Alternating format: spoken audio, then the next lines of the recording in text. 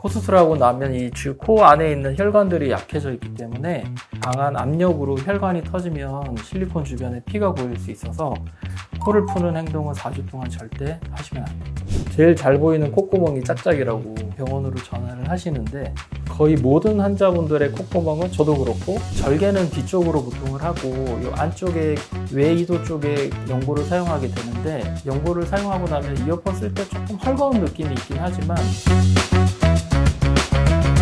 안녕하세요, 마블성형외과 김준영 원장입니다. 오늘은 코 성형 수술 후에 부위별로 주의사항에 대해서 알려드리도록 하겠습니다. 눈 수술하고 다르게 콧대, 코끝 수술하는 경우에는 보통 콧대 같은 경우에는 실리콘을 넣게 돼 있고, 코끝에는 저희가 비중격 연골이나 오른쪽 기연골 같은 자가연골을 이용해서 수술하는 경우가 많습니다. 그래서 관리해야 될 부분이 좀 많은데, 보통은 수술하고 나서 일주일 동안은 테이핑과 부목을 하게 돼 있어서 콧대 외부 충격을 보호하는 게 제일 중요하고, 코끝 같은 경우에는 저희가 연골을 이용해서 기둥을 세우는 절개 부위가 있기 때문에 그 절개 라인에 하루에 한 번씩 집에서 셀프로 생리식염수하고 연골을 이용해서 소독을 깨끗하게 해주시는 걸 추천드립니다. 그래야지 일주일째 오셨을 때 아무래도 실밥을 뽑고 할 때 상처가 좀 더 깨끗해지고 수술 후에 흉터가 좀 덜 남을 수 있습니다.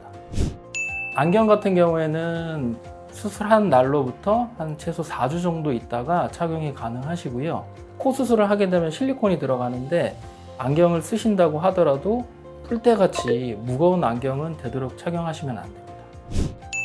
절개는 뒤쪽으로 보통을 하고 이 안쪽에 외이도 쪽에 연고를 사용하게 되는데, 연고를 사용하고 나면 이어폰 쓸 때 조금 헐거운 느낌이 있긴 하지만 착용하는데 크게 지장은 없으십니다.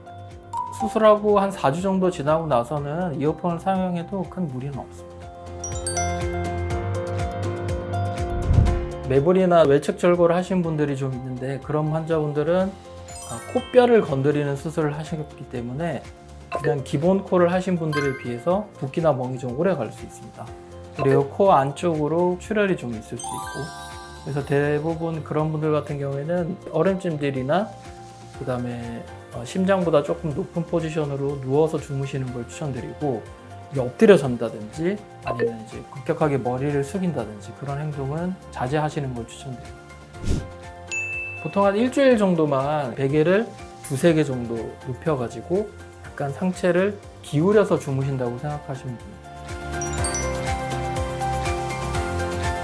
비중격 망곡증이라는 수술은 코 안쪽에 있는 비중격이란 연골이 휘어 있는 경우에 교정하는 수술을 말하며, 그 안쪽을 수술하게 되면 수술 후에 출혈이 좀 많아서 목 뒤로 피가 넘어간다든지, 출혈이 많은 경우 빨리 병원으로 다시 재내원하셔야 되고, 그런 경우 아니면 얼음찜질 열심히 하시고 물을 많이 섭취하시게 되면 대부분 잘 치유합니다. 코 수술을 하시게 되면 코 안이 좀 붓고 딱지가 많이 끼는 경우가 있는데, 그런 경우에는 생리식염수를 묻힌 면봉으로 잘 소독해 주시는 걸 추천드리고, 코를 이렇게 세게 푸는 행동은 절대 하시면 안 됩니다. 왜 그러냐면 코 수술하고 나면 이 코 안에 있는 혈관들이 약해져 있기 때문에 강한 압력으로 혈관이 터지면 실리콘 주변에 피가 고일 수 있어서 코를 푸는 행동은 4주 동안 절대 하시면 안 됩니다.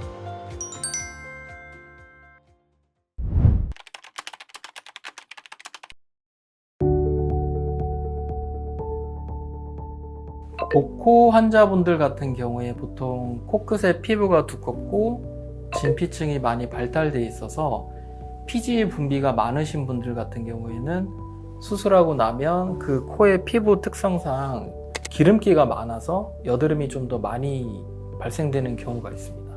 그런 경우에는 깨끗하게 세안을 하시고 여드름과 관련된 약을 복용하면 대부분 좋아지고요. 피부 안쪽에 이제 구조적인 문제가 생긴 것과는 별개이기 때문에 피부과에서 보통 이제 협진하는 쪽으로 해서 클렌징이나 항생제나 아니면 이소티닌 같은 약을 복용하면 대부분 호전되는 경우가 많습니다.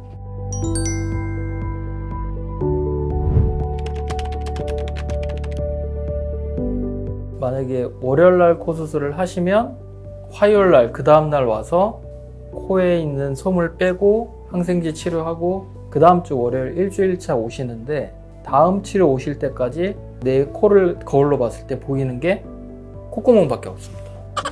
그래서 보통 환자분들이 맨날 코를 이렇게 보면서 제일 잘 보이는 콧구멍이 짝짝이라고 병원으로 전화를 하시는데 거의 모든 환자분들의 콧구멍은 저도 그렇고 대부분 똑같지가 않습니다. 수술을 하면 이제 마취도 돼 있고 부어 있기 때문에 그 원래 달라 보이던 콧구멍이 더 크게 부각돼서 보이는 경우가 많습니다. 근데 이제 저희가 수술할 때 그런 비대칭인 부분을 어느 정도 잘 교정을 해놓고 나중에 붓기가 빠지면서 원래 비슷한 콧구멍 모양이 되는 거기 때문에 그런 콧구멍이 짝짝이 되거나 이상하게 되는 거에 대해서는 일시적인 현상이니까 크게 걱정은 안 하셔도 될 것 같습니다.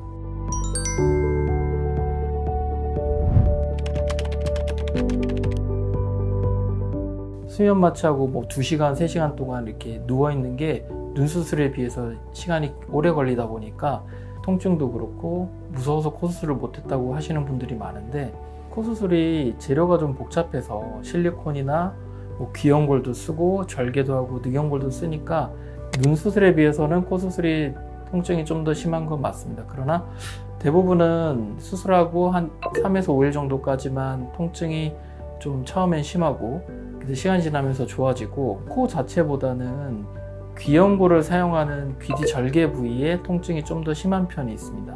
귀는 신경이 많이 모여있는 성감대라서 이 감각이 예민하게 돼 있어서 통증이 좀 더 많이 느껴지는 경우라서 귀가 좀 더 불편해 하시는 분들은 있지만 콧대 코끝 같은 경우에는 통증은 일주일 정도 지나면 대부분 많이 좋아진다고 보시면 됩니다.